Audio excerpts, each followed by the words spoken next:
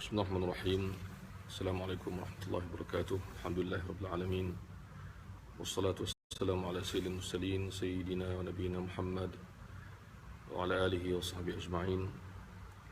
Alhamdulillah, pada pagi ini walaupun saya tidak berada di markas Tirmizi Center ataupun markas Imam At-Tirmizi, tetapi untuk berkongsi ilmu yang sedikit dan untuk mengisi masa dengan perkara-perkara yang berfaedah. Jadi pagi ini kita buat satu live FB dengan kuliah duha, maksudnya dengan tajuk sakit menghapus dosa. Dan kita sedia maklum bahawa dalam hidup kita ini kita kadang-kadang sihat dan pada ketika yang lain pula kita sakit, diselang-seli dengan gembira dan juga sedih. Ada manusia yang sihat, diberikan kesihatan oleh Allah Subhanahu Wa Taala, kemudian sakit. Ada pula manusia yang sakit dalam beberapa waktu yang lama, kemudian diberikan kesihatan oleh Allah Subhanahu Wa Taala. Dan sakit dan sihat ini juga tidak kekal. Ini kita sedia maklum. Semua perkara di dunia ini tidak akan kekal. Sentiasa ada silih berganti di antara perkara yang menggembirakan dan perkara yang menyedihkan. Jadi tujuan saya ambil tajuk ini untuk pagi ini ialah untuk berkongsi apakah ayat-ayat Al-Quranul Karim, hadis Nabi sallallahu alaihi wasallam yang berkaitan dengan sakit. Dan boleh juga kita katakan kita nak bercakap tentang adakah sakit itu mempunyai hikmah atau faedah. Sebab biasanya kita akan menyebut bahawa sakit ini perkara yang negatif, adanya kesan buruk, kesan yang tidak baik. Tapi dalam masa yang sama kita membaca tulisan para ulama yang mengajar kita bahawa sakit itu juga ada kebaikan, sakit juga ada faedah, ada hikmah, dan sakit itu kembali kepada diri yang sakit itu sebagai satu perkara yang dipanggil rahmat sebenarnya. Sebab itu kita dapati sebagai ulama kadang-kadang menyebut bahawa mereka tidak pasti sama ada untuk bergembira atau bersedih ketika sakit. Ada ulama yang menulis yang mengatakan bahawa bila dia sakit, dia tidak pasti sama ada dia nak bersedih atau bergembira. Karena apa? Karena bersedih kerana ia satu benda yang menyakitkan. Yang sakit ini kadang-kadang boleh menyebabkan kita sedih, menyebabkan kita tertekan, menyebabkan kita tak dapat buat ibadat, ataupun buat ibadat tak seperti orang yang sihat, maka ia membawa kesedihan. Tapi kata ulama itu juga sakit itu juga kadang-kadang menggembirakan. Jadi ini yang kita nak bincangkan pada pagi ini. Sakit yang mengembirakan, bagaimana mengembirakan. Maksudnya sakit itu menjadi penghapus dosa. Sakit juga menunjukkan bagaimana Allah Subhanahu Wa Taala menguji kita dan mengasihi kita. Kita akan lihat nanti beberapa bukti bahawa sakit itu bukanlah bermakna Allah Subhanahu Wa Taala benci kepada kita. Tetapi sakit itu ialah sebagai satu tanda Allah Subhanahu Wa Taala mengasihi kita. Akan kita sebutkan sebentar lagi beberapa hadis yang berkaitan. Dan pertama kita faham bahawa dunia ini tidak akan kekal. Sihatnya tak kekal, sakit yang tak kekal, kaya dan miskin tak kekal, hidup juga tidak kekal. Sebab itu kita semua sedia maklum bagaimana pesan Rasulullah SAW dalam hadis yang masyhur yang kita baca dalam kitab-kitab seperti kitab hadis 40 Imam Nawawi, iaitu hadis nombor 40, hadis Ibnu Umar yang mengatakan bahawa Nabi SAW bersabda, "Kun fid dunya ka'annaka gharibun aw 'abiru sabil." kun fid dunya ka'annaka gharib. Jadilah kamu di dunia ini wahai Ibnu Umar, wahai sekalian manusia, seperti gharib, seperti orang yang asing yang berada di dunia ini, bukan tempat asalnya, yang akan kembali kepada tempat asalnya. So, dunia ini adalah satu tempat yang asing. Itu keadaan yang pertama. Gharib maksudnya orang yang bukan berasal dari tempat itu, kemudian duduk di situ. Maka hati sentiasa akan teringat kepada kampung halaman. Maka yang dijadikan kampung halaman itu ialah akhirat. Jadi Rasulullah SAW pesan kepada Ibnu Umar, pemuda di zaman itu, orang muda, anak Sayyidina Umar, bahawa kamu hendaklah jadi kat dunia ini seperti seorang yang gharib, iaitu orang yang datang ke sini bukan tempat asalnya, yang akan kembali ke tempat asalnya. Itu satu. Yang kedua, awabiru sabil, atau jadilah kamu seperti orang yang singgah, tumpang, berteduh sekejap dalam perjalanan menuju ke tempat destinasi tujuan. Bermakna apa? Bermakna dia tidak akan duduk di sini dalam keadaan selesa, tenang dan lupa kepada destinasi. Kalau kita balik kampung, berhenti di persinggahan, kita akan sentiasa berfikir bila kita nak bergerak kembali. Maka jiwa seorang mukmin sedar bahawa dunia ini tempat ujian Allah SWT. Dan di antara ujian itu ialah sakit. Dan Allah sebut dalam Al-Quranul Karim bagaimana Allah akan menguji manusia. وَلَنَبْلُوَنَّكُمْ بِشَيْءٍ مِنَ الْخَوْفِ وَالْجُوعِ وَنَقْصٍ مِنَ الْأَمْوَالِ. Allah akan uji dengan kelaparan, ketakutan, kelaparan dan pelbagai ujian. Maka ini membawa kita kepada satu lagi perkara, bahawa kita kena faham bahawa bukan hanya kita yang diuji oleh Allah SWT, dan orang lain juga diuji, tapi ujiannya berlainan. Ujiannya berlainan. Ada orang mungkin tidak sakit, tapi diuji dengan ujian lain. Ada orang yang sakit, pelbagai sakit. Ada yang sakit yang jelas nampak, ada yang tak kelihatan. Ada yang diuji oleh Allah SWT dengan pelbagai masalah yang hanya Allah yang tahu. Jadi kita hari ini insya-Allah akan bercakap sedikit tentang bagaimana sakit itu menjadi baik atau menjadi kebaikan untuk seorang. Baik. Pertama kita ambil hadis Nabi sallallahu alaihi wasallam yang masyhur dalam Sahih Muslim. Itu Nabi menyebut bahawa ajaban li amril mu'min. Ini hadis yang ramai orang tahu, yang kita nak rasa dan kita nak hayati bersama. Ajaban li amril mu'min. Nabi kata alangkah ajaibnya, Nabi kagum dan ajaib dengan keadaan orang mukmin. Inna amrahu kullahu lahu khair. Semua urusannya atau semua perkara yang berlaku pada dirinya semuanya baik. Maksud Nabi sallallahu alaihi wasallam, dekat mana kagumnya itu, takjubnya itu, ialah bila seorang itu benar-benar beriman, apa sahaja yang berlaku kepada dia dekat dunia ini semuanya baik. Walaupun benda itu nampak seperti benda yang negatif, sakit, ujian, masalah, tapi akhirnya ia menjadi kebaikan. Maka Nabi SAW mengkagumi dan gembira dengan keadaan orang beriman bila dia benar-benar beriman. Semua yang berlaku dalam hidup dia akan menjadi kebaikan balik kepada dirinya. Maka itu sudut kagum ataupun gembira tadi. Apa maksud Nabi SAW? Nabi terangkan di hujung itu, Nabi kata in asabathu sarra'u syakar fakana khairan lahu. Bila dia dapat nikmat, dia bersyukur, maka ia menjadi kebaikan untuk dirinya. Maksud bila orang tu dapat nikmat, ada manusia dapat nikmat tapi tak bersyukur, maka ia tidak menjadi kebaikan pun kepada diri dia.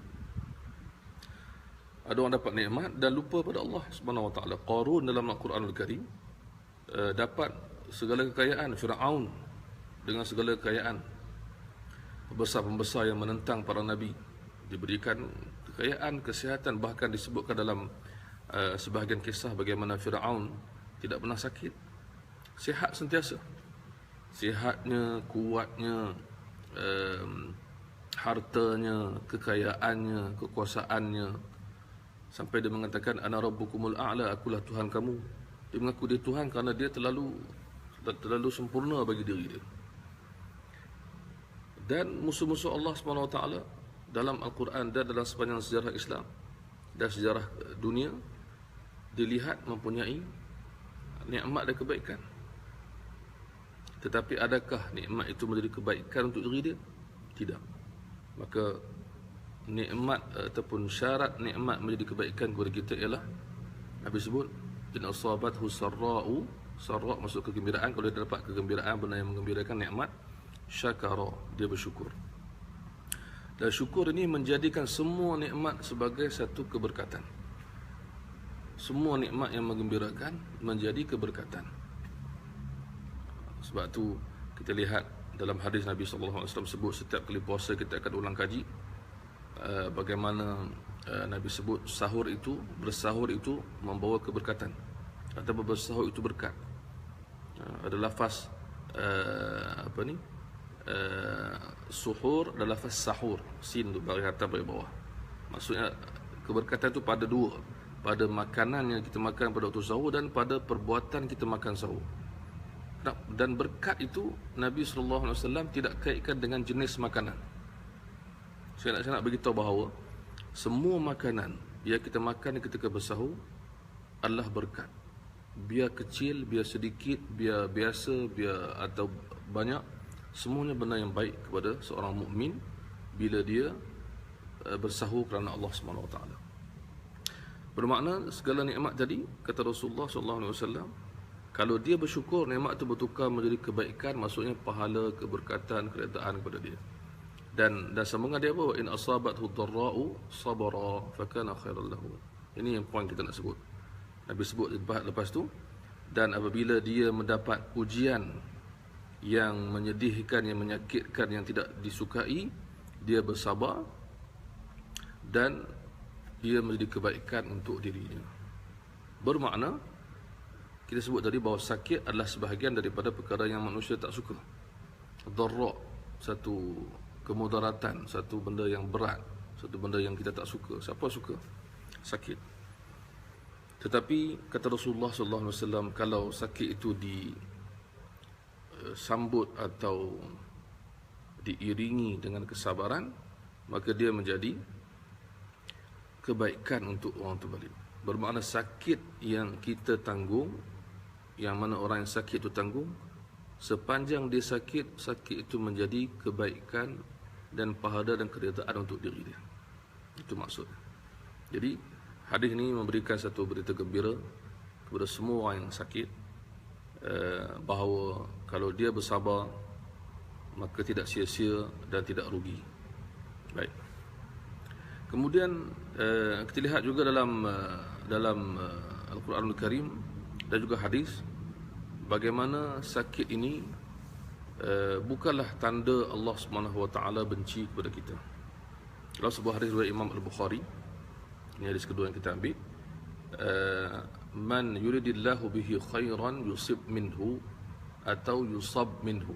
Ada dua baris riwayat Bukhari. Man yuridillahu bihi khairan, sesiapa yang Allah inginkan padanya kebaikan, yusib minhu, Allah akan menguji diri dia.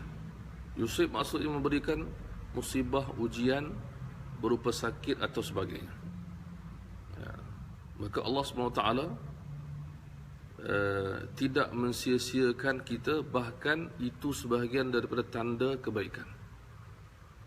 Jadi jangan kita sangka, jangan kita down bila Allah beri kita kesakitan, kita menyangka bahawa inilah tanda Allah benci kita. Dia bukan sebegitu.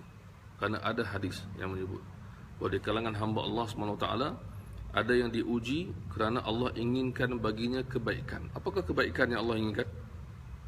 Di antara kebaikan yang Allah uraikan ialah bila orang itu sakit, dia akan kembali kepada Allah dan banyak berdoa, maka ia menjadi kebaikan. Mungkin ketika kita sihat, kita kurang berdoa.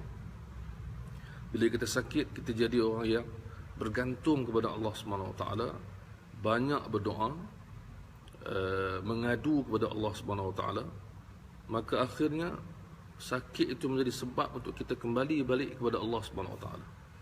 Maka ia kebaikan, satu kebaikan. Dan juga mungkin sakit itu juga menjadi sebab untuk kita memperbaiki diri kita. Maka selepas sakit, manusia itu menjadi lebih baik daripada sebelum sakit. Maka semua menjadi kebaikan. Dan sudah pasti sepanjang kita sakit, Allah Subhanahu Wa Taala memberikan pahala kesabaran. Kesabaran ni kata ulama disebut dalam Al-Quran dalam banyak tempat. Bahkan bila disebut tentang ibadah-ibadah dalam Islam, semuanya perlukan kesabaran. Solat perlu kesabaran, puasa perlu kesabaran, zakat perlu kesabaran, haji perlu kesabaran. Seolah-olah kesabaran ini adalah satu asas dalam semua ibadat. Maka kita mendapat pahala yang lebih kerana kita bersabar. Jadi ini satu benda yang penting. Maka bila Allah SWT berikan ujian dengan Allah menginginkan kebaikan kepada kita, sebab itulah ulama tadi sebut, di awal saya sebutkan tadi, ada ulama yang kata dia tak tahu nak sedih ke nak gembira ketika sakit. Sebab bila membaca hadis seperti tadi, dia merasakan, ya Allah, Allah menguji aku kerana Allah sayang kepada aku. Maka dia gembira. Dalam keadaan berduka, dia tetap gembira. Baik. Kemudian kita lihat juga satu lagi benda yang kita perlu faham. Hadis yang ketiga kita nak bawa pada hari ini ialah hadis yang menyebut asyaddun nasi bala'anil anbiya. Orang yang paling berat ujiannya ialah para nabi anbiya. Nabi SAW sebut untuk menjelaskan kepada kita bahawa kalau ada manusia yang mengadu dia diuji banyak masalah dan begitu dan begini, maka Rasulullah menyebut asyaddun nasi bala'anil anbiya. Yang paling berat diuji ialah para nabi. Sebutlah nabi apa pun. Pertama, mereka ni orang yang Allah paling kasih. Mereka dipilih oleh Allah SWT. Menjadi nabi dan rasul adalah pilihan daripada Allah SWT. Bermakna mereka insan yang terpilih, yang mulia. Tetapi mereka berat diuji. Jadi ini menjelaskan kepada kita, ujian Allah SWT bukan petanda Allah benci kepada kita, terutama orang beriman. Tidak boleh kita bersangka buruk kepada Allah SWT. Bila diuji, kita sangka bahawa Allah benci kita. Kita bersangka baik kepada Allah SWT. Sangka baik kita itu akan membuahkan kebaikan. Baik, Nabi sebut asyadun nasi bala'anil anbiya. Kalau kita lihat kisah para nabi, ujiannya amat berat daripada pelbagai sudut, termasuk Nabi kita Muhammad SAW. Kita baru-baru ini menyambut Maulid Rasul, membaca sirah Nabi. Membaca di antara sirah Nabi yang kita baca ialah ujian dan tekanan dan tentangan dan siksaan dan ancaman orang kafir terhadap Rasulullah dan orang-orang Islam. Baik, Nabi sebut lagi, summal amsalu fal amsal. Kemudian yang akan diuji juga selepas para nabi ialah orang yang menyerupai ke arah orang yang paling baik dan paling baik, iaitu yang mencontohi sifat Nabi atau pengikut Nabi SAW. Bermakna apabila kita diuji, ingat hadis sebegini, kita tidak akan rasa kecewa sepenuhnya, tapi kita akan mendapat kebaikan.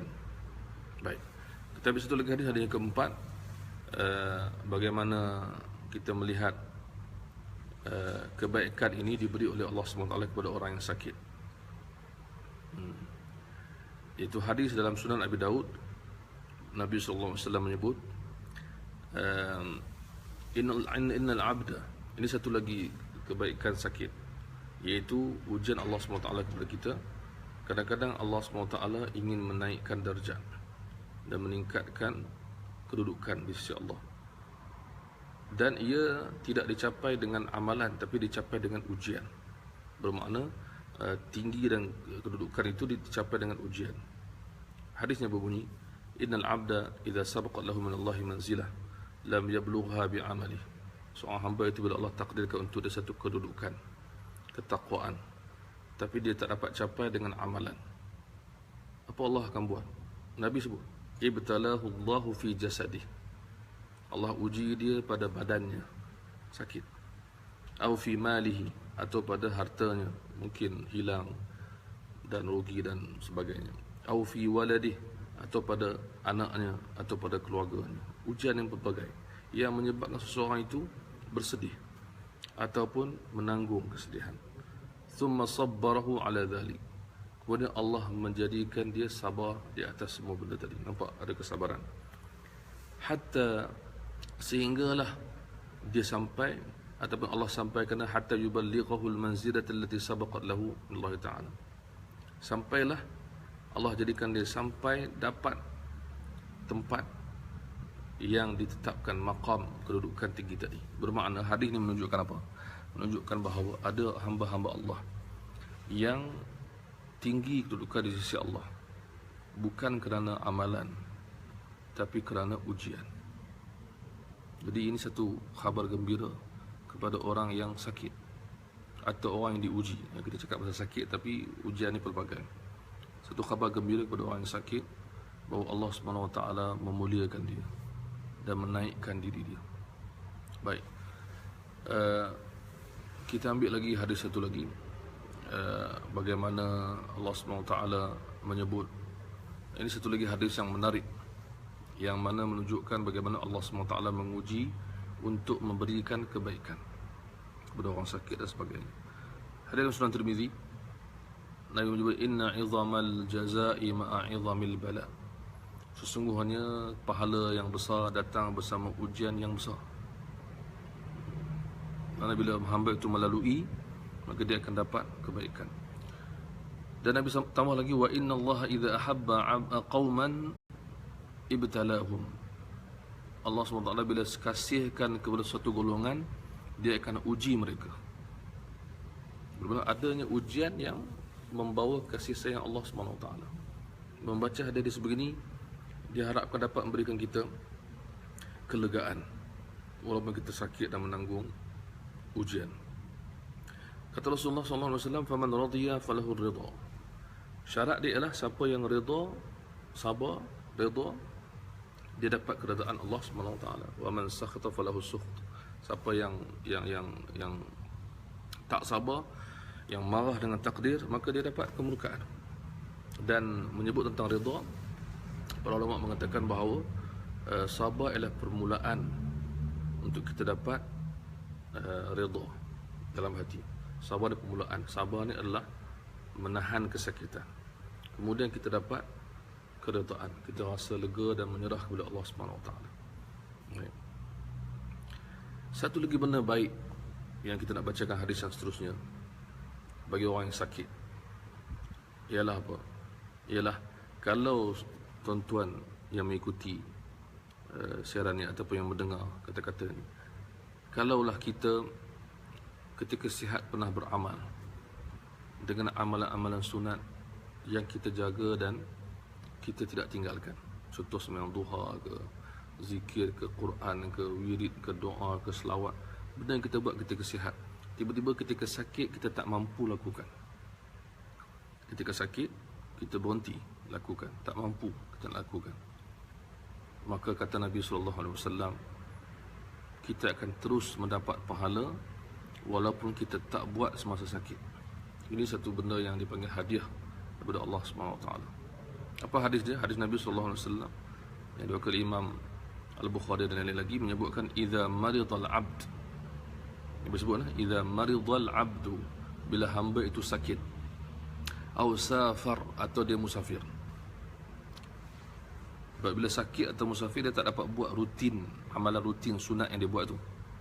Maka Nabi sebut, idza maridal abdu au safar, bila hamba itu sakit atau bermusafir.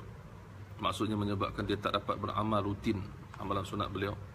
Kataballahu kutiba lahu mithlu ma kana ya'malu muqiman sahihan. Ditulis baginya pahala seperti yang dia lakukan ketika dia tak musafir atau ketika dia sihat. Jadi orang tu jaga, contoh setiap pagi dia akan baca zikir pagi dan petang. Asbahna wa asbahal mulku lillah, subhanallah wa Islam. Dia akan buat benda ni. Dia akan selawat, dia akan istighfar. Tiba-tiba dia sakit, dia tak dapat buat. Dia tidur baring, dia sakit. maka dalam keadaan dia tidur dan baring itu, Allah SWT memberikan dia pahala seakan-akan dia sedang beramal. Kenapa Allah bagi hadiah sebegini? Kerana dia telah melakukannya ketika sihat. Jadi apa yang kita nak ambil dari ni, orang sakit jangan bersedih kerana pahala itu datang. Dan orang yang sihat pula ambil apa faedah pada hadis ni? Dia kena sentiasa melakukan amalan rutin sunat yang terjaga, supaya masa dia sakit Allah SWT beri pahala kepada dia. Dan di antara benda yang orang sakit boleh dapat pahala juga, yang ini kita tambahkan dari sudut kalau dia sakit dia bersedih tak dapat beramal, ialah apa yang dia telah lakukan kepada orang lain. Dia bantu orang, tolong orang, sebarkan, ajarkan ilmu dan sebagainya, maka Allah memberikan pahala walaupun dia tidak lakukan. Ini satu hadiah daripada Allah SWT. Jadi kalau kita renungkan balik bagaimana sakit ini kadang-kadang semua orang tak suka, hati kita tidak akan suka. Maksudnya bagaimana hati kita akan menginginkan kesihatan. Jadi ini normal.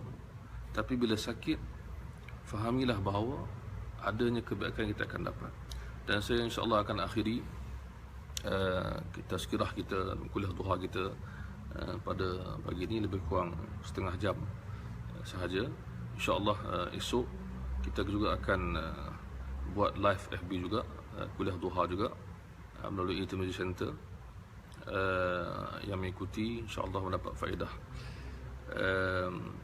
Iaitu kita akhiri dengan hadis yang masyhur, yang popular dalam Sahih Bukhari dan Sahih Muslim, bagaimana Allah SWT kasih kepada hamba-Nya.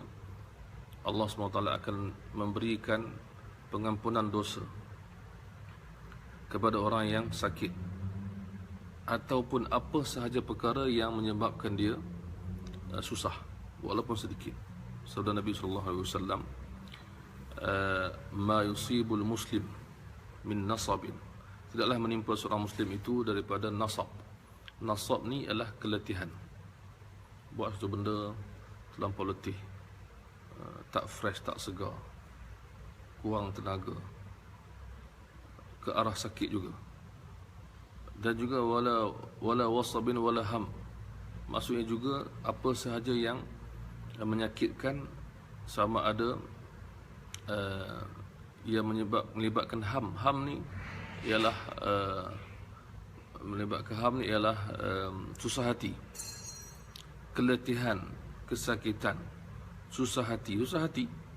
Ini fikir orang tak faham kan. Tapi yang seronoknya kata-kata susah hati ni menarik juga. Kalau kita gembira, orang kata senang hati, tapi orang tak nampak hati pun.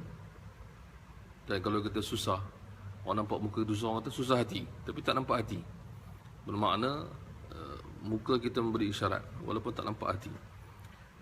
Wala hazanin wala adhan wala gham, dan apa sahaja kesedihan, apa sahaja kesakitan, apa sahaja kebimbangan, hatta syaukah, sehinggalah duri, kata Nabi SAW. Kena duri, terkena duri. Melainkan apakah berlaku? Illa kafarallahu biha min khataya, melainkan Allah akan ampunkan, hapuskan dosa-dosanya. Jadi di antara benda yang paling besar yang dikurniakan kepada orang yang sakit ialah dosa diampunkan walaupun dia tak istighfar. Dosa diampunkan walaupun dia tak istighfar. Dia dosa, dan kita tahu semua manusia berdosa. Semua kita ni insan, manusia yang lemah, yang bukan Nabi dan Rasul. Nabi sebut dalam hadis Al-Qursi, Allah berfirman, ya ibadi kullukum, bukan ya ibadi, mana hadis tu, lupa lah, hadis dalam hadis 40, hadis Qursi menyebutkan setiap hamba Allah itu buat dosa.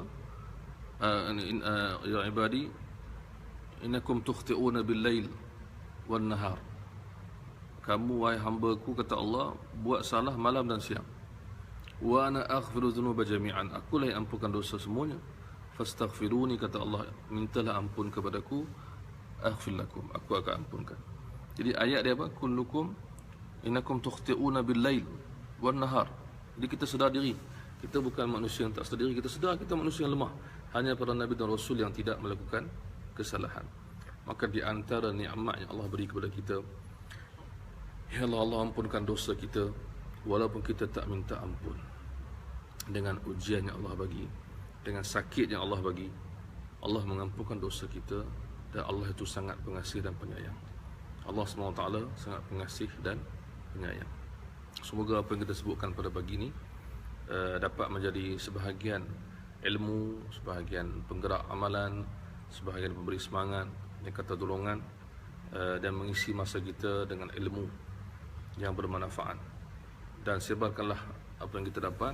Semoga kita mendapat pahala yang berpanjangan, iaitu ilmu yang disebarkan dan dimanfaatkan oleh orang lain. Dan insya-Allah teruskan ikuti Tirmizi Center. InsyaAllah kita ada banyak program yang kita rancangkan untuk tahun depan.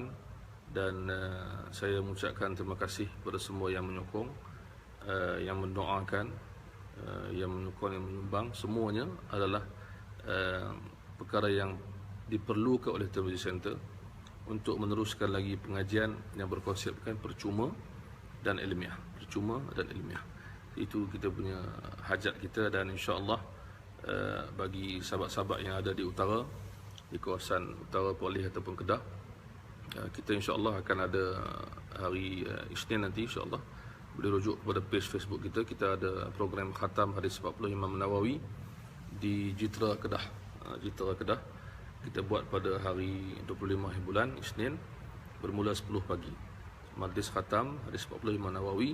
Jadi ajaklah sahabat-sahabat untuk hadir di tempat yang kita dah pun sebutkan dalam poster, dalam iklan, iaitu di Taman Gemilang, Jitra. Ada surau di situ, surau imtiaz. Jadi alhamdulillah kita dapat teruskan lagi program sebegini di mana-mana. Kita harap sokongan dan doa daripada semua. Wallahu alam. Terima kasih kepada yang mengikuti. Dan kita akhiri sama-sama dengan baca tasbih kafarah. Subhanakallahumma wa bihamdika asyhadu an la ilaha illa anta astaghfiruka wa atubu ilaik. Nasrul As. Bismillahirrahmanirrahim. Assalamualaikum warahmatullahi wabarakatuh.